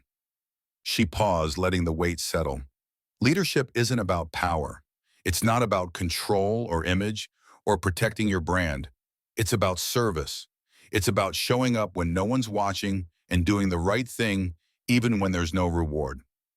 Ethan Ward has been leading from the shadows while people like me collect credit in headlines. That ends today. Olivia looked directly into the camera, speaking to one person even though millions might hear. Ethan Ward, if you're watching, I need you to know something. You told me I'd see the sunrise. I've seen 50 sunrises since that night, every single one, because you refused to let me give up. You reminded me that compassion is the quietest form of strength, that helping people isn't about recognition, it's about showing up in the moment when seconds matter. Her voice cracked, but she didn't try to hide it. I'm sorry for asking you to hide. I'm sorry for treating your sacrifice like an inconvenience to my image. And I'm grateful that I know how to express that you exist in this world, making it better, one intervention at a time. The press erupted with questions. Olivia ignored them, walking off stage while Marcus scrambled to manage the chaos. In the green room, her phone was already exploding with calls and texts. Board members furious, PR team panicked, media outlets demanding follow-up interviews. And one text from an unknown number that made her chest tighten. You didn't need to do that, but thank you for trying. She knew Ethan's directness by now, recognized his resistance to spectacle even in 10 words. She typed back quickly. I needed to. For me, not for you, but I hope it helps anyway. 3 dots appeared, disappeared, appeared again. Finally, Grace saw it. She wants to know if you meant what you said about her dad being a hero. Olivia's eyes burned with tears she hadn't cried in years. Every word. Tell her she has the bravest father I've ever met. The response took longer this time. She says thank you, and she wants to meet you. Says anyone who thinks her dad is brave must be pretty smart. Despite everything, Olivia smiled. I'd like that very much. The press conference went viral within hours. Clips of Olivia's speech spread across social media, dissected and debated, turned into memes and think pieces about corporate leadership and authentic vulnerability. The board convened an emergency meeting where Caldwell demanded her resignation and Zhang abstained from the vote. And in the end, nothing changed because Olivia still controlled 51% of voting shares, and public opinion had swung overwhelmingly in her favor. People liked truth, apparently, or at least they liked watching a billionaire CEO strip away artifice and admit to being human. 2 days after the press conference, Ethan brought Grace to meet Olivia at a coffee shop in a neighborhood that split the difference between their worlds. Not Hart Tower with its intimidating marble, not Ethan's apartment with its threadbare carpets, but neutral ground where an 8-year-old could feel comfortable. Grace arrived wearing her best dress hair in careful braids, clutching a drawing she'd made of a woman in a blue gown standing next to a man in a security uniform. Between them, a heart drawn in careful red crayon. I made this for you. Dad says you like when people say thank you with actions, not just words. Olivia accepted the drawing like it was a Picasso, studying the details with genuine care. The figures were simple, but the heart between them glowed with the kind of sincerity only children managed. This is beautiful, Grace. Thank you. I'm going to hang it in my office. Really, even though it's rust crayon, especially because it's crayon. The best gifts come from the heart, not from stores. Grace beamed, then turned serious in that abrupt way kids had. Did my dad really save 23 soldiers? He did. He doesn't talk about it much. I think it makes him sad. Olivia glanced at Ethan, who was studying his coffee with intense focus. Sometimes the hardest things we do are the ones we can't talk about, but that doesn't make them less important. They spent an hour together, conversation flowing easier than Olivia expected. Grace asked about running a company, about what it was like being the boss, about whether Olivia ever got scared making big decisions. Ethan mostly listened, interjecting occasionally with dad commentary about homework or manners, but his presence was steady grounding, a reminder that this unlikely connection had roots deeper than public relations or professional obligation. When they left, Grace hugged Olivia goodbye with the unself-conscious affection of someone who hadn't yet learned to guard her emotions. Ethan offered his hand, and Olivia shook it, feeling calluses earned from work that mattered. She likes you, Ethan said quietly. Grace doesn't like most people that fast. She's remarkable. You're raising someone special. I'm trying. Some days I wonder if trying is enough. It's always enough. The trying is what counts. Their eyes met and held, and Olivia felt something shift between them. The dynamic evolving beyond savior and saved beyond employer and employee into something that looked suspiciously like friendship. The work began the following Monday. Ethan's first day at Heart Foundation started with Marcus handing him an office that felt absurdly luxurious compared to the security break room. Window view, actual desk computer that didn't take 5 minutes to boot up. He stood in the doorway, backpack over one shoulder, looking like someone who'd accidentally wandered into the wrong building. You'll get used to it, Marcus said, not unkindly. Everyone feels like an imposter the first week. I'm not sure a week's going to cut it, but he settled in because that's what soldiers did. Adapt, overcome, figure out the mission parameters and execute.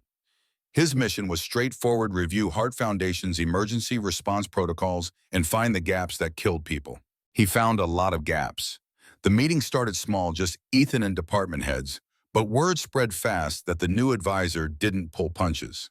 He'd sit in conference rooms surrounded by people with them, both MBAs and medical degrees, and calmly dismantle their procedures with the kind of precision that came from having watched people die when protocols failed. Your cardiac emergency response plan assumes AED access within 90 seconds. That's optimistic in a 3-story building with locked equipment cabinets. Real-world deployment time is closer to 4 minutes, which means you're losing people in the gap. Your trauma kit inventory includes tourniquets designed for military use. They're effective but require training most civilians don't have. You need civilian-grade equipment with intuitive deployment. Your evacuation routes work fine on paper. In practice, during the Gala incident, panic bottlenecked both primary exits within 45 seconds. You need crowd flow management protocols, not just exit signs. He wasn't trying to be harsh. He was trying to save lives. But his directness made people uncomfortable in a workplace culture built on diplomatic language and consensus building. Olivia watched him work from a distance, at first getting reports from Marcus about the friction Ethan was creating with his refusal to soften criticism for the sake of feelings. But the data backed him up every time, and the people who got past their defensive reactions realized he was right. 3 weeks into his tenure, Olivia called him to her office. You're making enemies. Ethan shrugged. I'm making protocols that work. If that creates enemies, they're in the wrong profession. I'm not criticizing. I'm warning you that institutional resistance is about to escalate. Caldwell is already complaining that you're overstepping, that you're not respecting the expertise of people with decades of experience. Decades of experience implementing protocols that have documented failure rates. Experience doesn't equal competence. Olivia leaned back in her chair, studying him with an expression that might have been amusement or admiration or both. You don't compromise, do you? Not when lives are the variable. Would you want me to? No, I'd want you to do exactly what you're doing, but I need you to understand that change at institutional scale requires political navigation, not just being right. Ethan considered this recognizing wisdom, even when it came wrapped in boardroom language. So teach me. You're good at this. The maneuvering, the strategy. Show me how to win without softening the message. Something shifted in Olivia's expression and walls coming down that Ethan hadn't realized were still up. Okay, but it goes both ways. You teach me about field medicine, emergency response, the things you know that I don't. We learn from each other. Deal. And they started meeting twice-a-week sessions that blurred the line between professional collaboration and something more personal. Olivia would explain organizational politics, how to build coalitions, which battles to fight publicly, and which to win through quiet pressure. Ethan would walk her through triage protocols, decision trees for emergency scenarios, the brutal mathematics of saving lives when resources were limited. But between the professional exchanges, they talked. About Grace, about Ethan's wife Sarah, and the grief that never quite stopped being sharp. About Olivia's father and the impossible standards she'd inherited, along with his debt. About the weight of responsibility, the cost of caring, the exhaustion of trying to matter in a world that made mattering so impossibly difficult. Why does it feel harder to save people now than it did in combat? Ethan asked one evening when they were reviewing hospital partnership proposals. Because in combat, the enemy is obvious. Here, the enemy is inertia, bureaucracy, the thousand small ways systems resist change, even when change is life-saving. That's depressing. That's truth, but here's the thing: inertia can be overcome. It just takes sustained pressure, strategic patience, and refusing to accept that how things are is how they have to stay. Ethan looked at her across the conference table, this woman who'd been a stranger 6 months ago, and now felt like someone who understood parts of him he'd barely understood himself. You're good at this, the pushing, the refusing to accept limitations. So are you just didn't realize you were doing it. 5 months into the Heart Foundation announced a major initiative, the Ward Center for Community Healing, a comprehensive facility offering free emergency medical care, mental health services, and veteran support programs. 5 stories, state-of-the-art equipment, staffed by people trained in protocols Ethan had designed. When Olivia showed him the architectural renderings, Ethan couldn't speak for a long moment.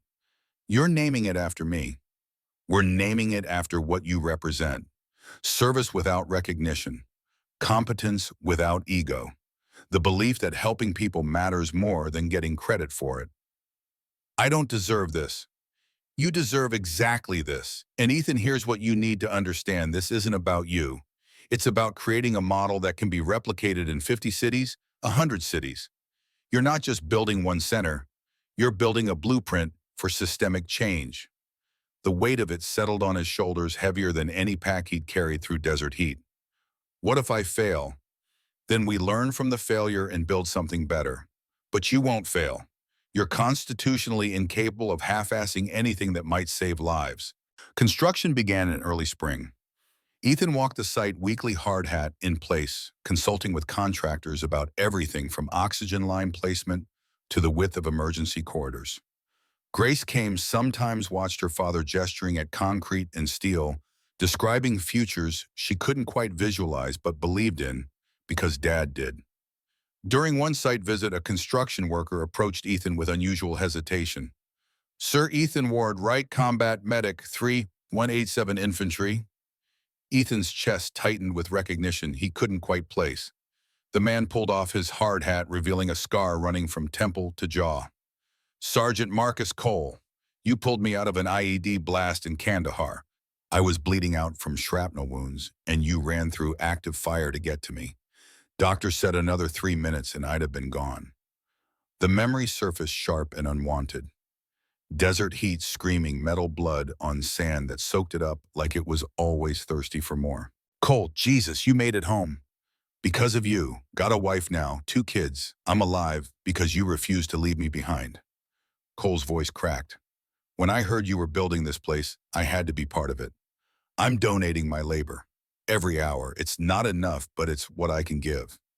Ethan couldn't find words. Cole gripped his shoulder, the kind of contact that said everything language couldn't, then went back to work.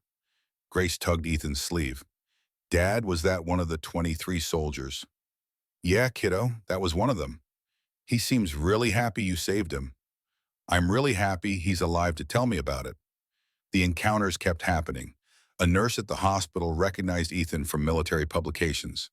A physical therapist remembered hearing about the Silver Cross recipient who disappeared after discharge. Each connection was a reminder that the past didn't stay buried just because you stopped looking at it. The grand opening was scheduled for November, almost exactly 1 year after the night Ethan had saved Olivia. The planning consumed both of them, hours bleeding into each other as they coordinated speakers' media coverage, the logistics of unveiling something that felt simultaneously too ambitious and not ambitious enough.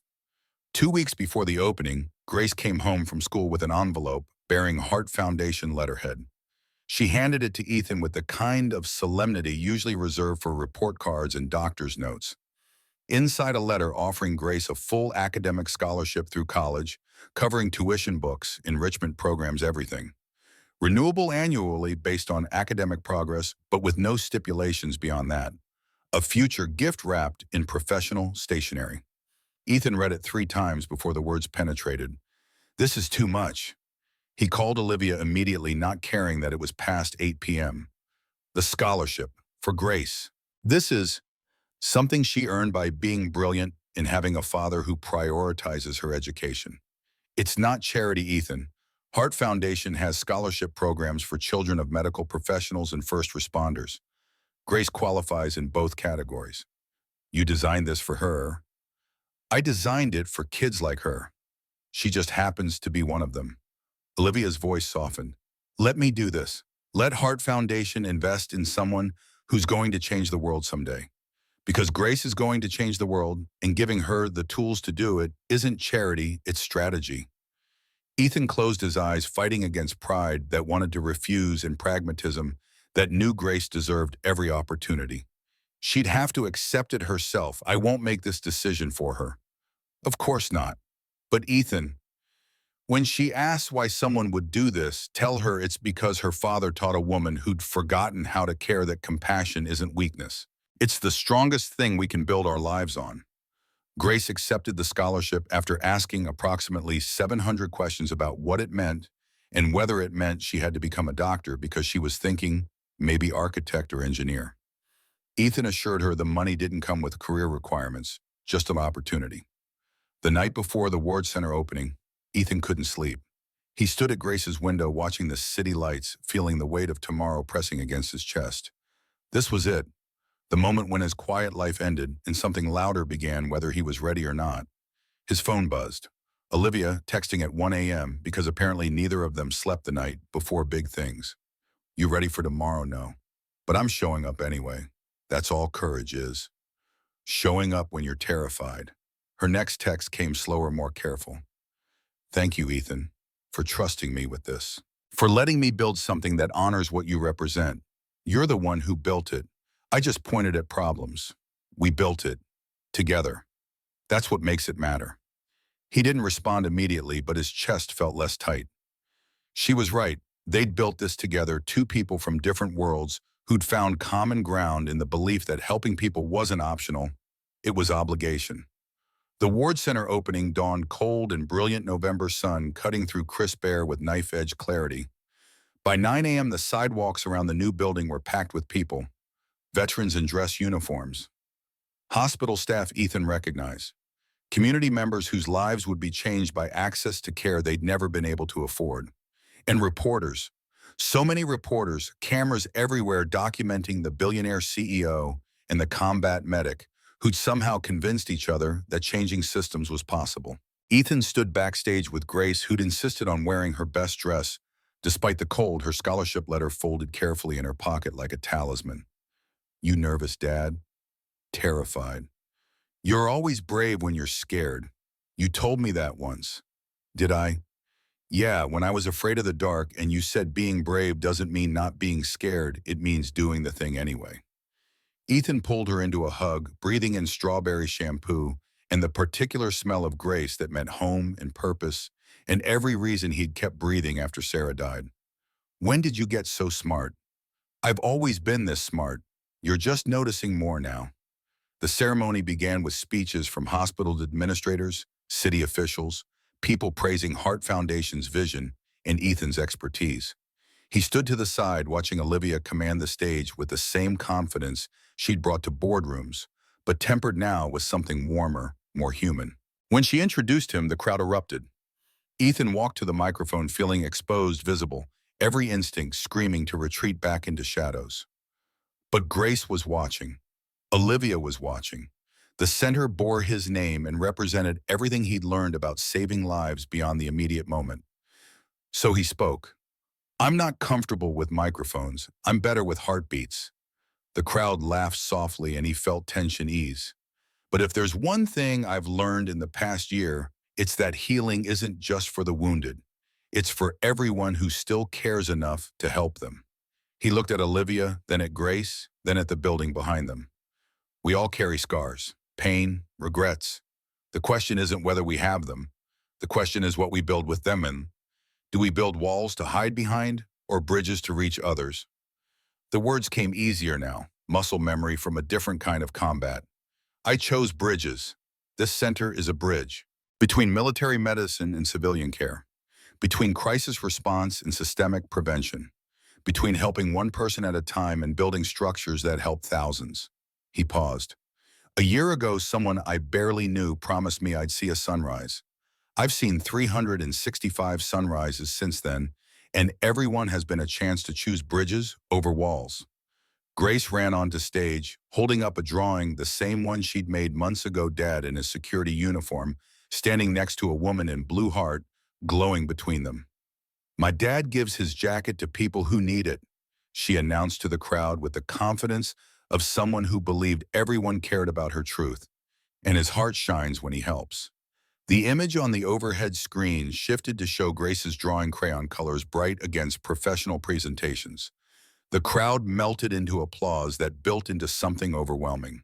Olivia stepped forward, pulling out a wooden box Ethan hadn't seen before. She opened it carefully, revealing a medal. Simple, beautiful, engraved with words he had to blink to read.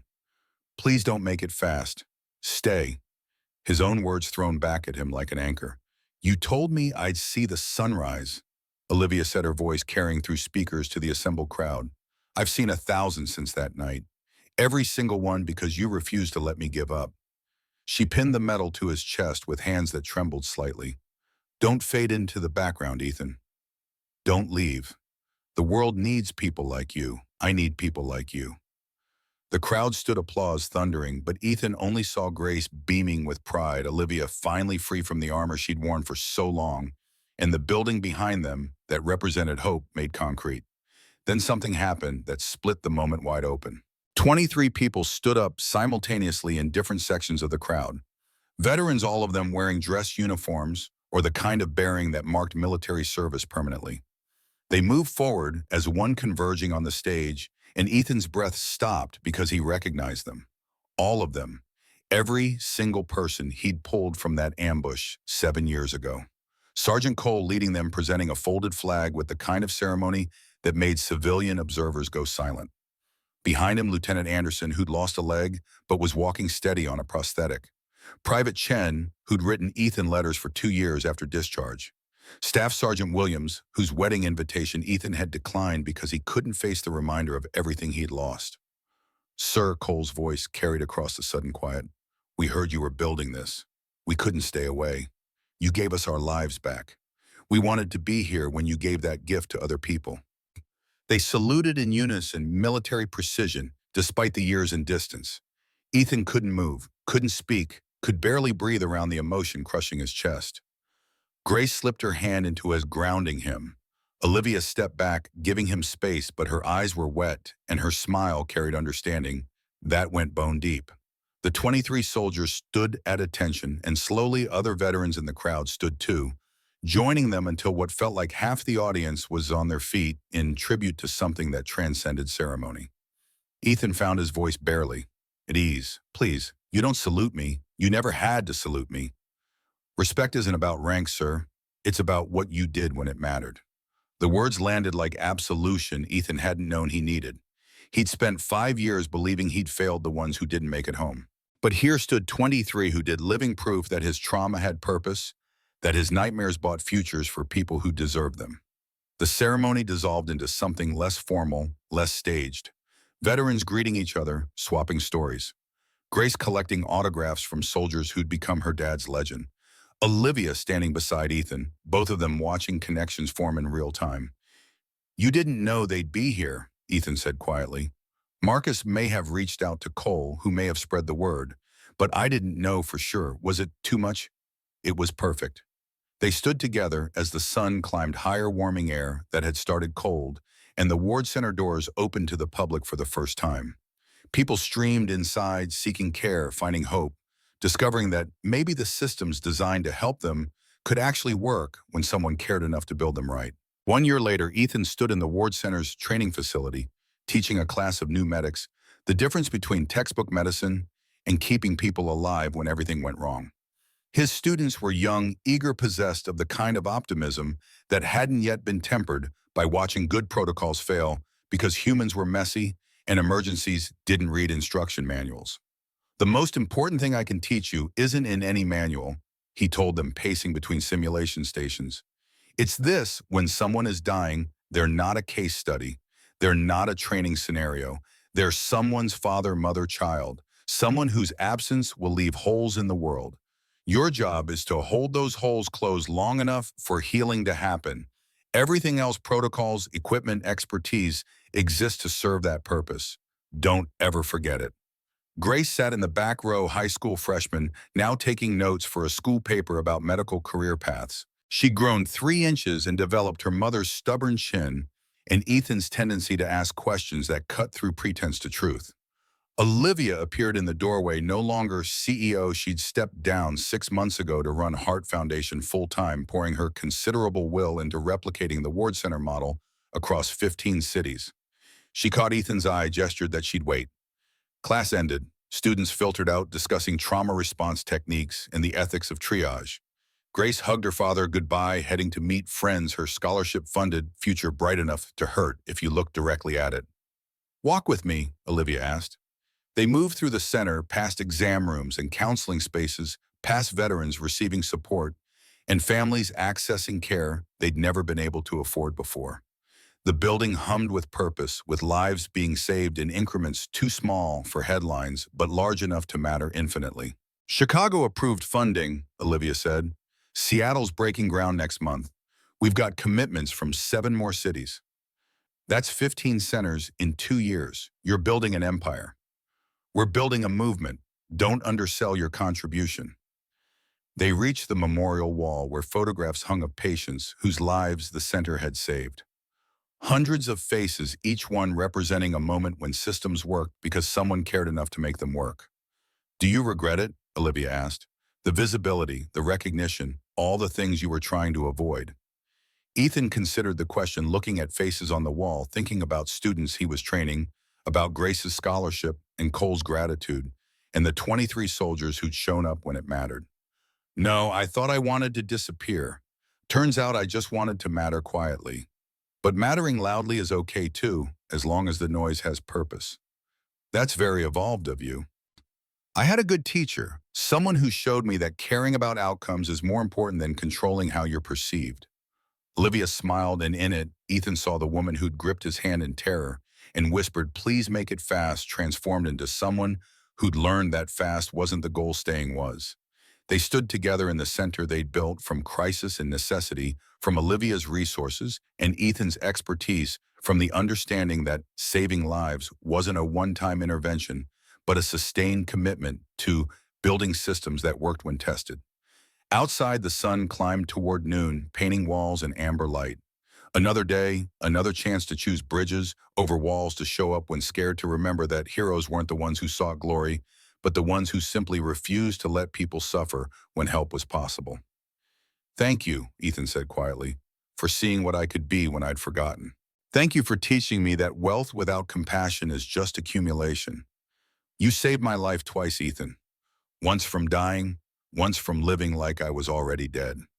They walked back through corridors that smelled of antiseptic and hope, past people seeking healing, and finding it, past evidence that sometimes the best things built were built by people who'd been broken first and learned how to use the cracks to let light through. Grace was waiting by the entrance, talking animatedly to a veteran about prosthetic design advancements. She saw her father and waved this brilliant girl who'd grown up watching her dad choose presence over profit and learned that mattering was measured in moments, not money. Ethan waved back, and beside him, Olivia laughed at something Grace said, and the sound carried through the space they'd built together, filling corners that had been empty with the knowledge that compassion was the quietest form of strength, and sometimes the strongest thing you could do was simply stay.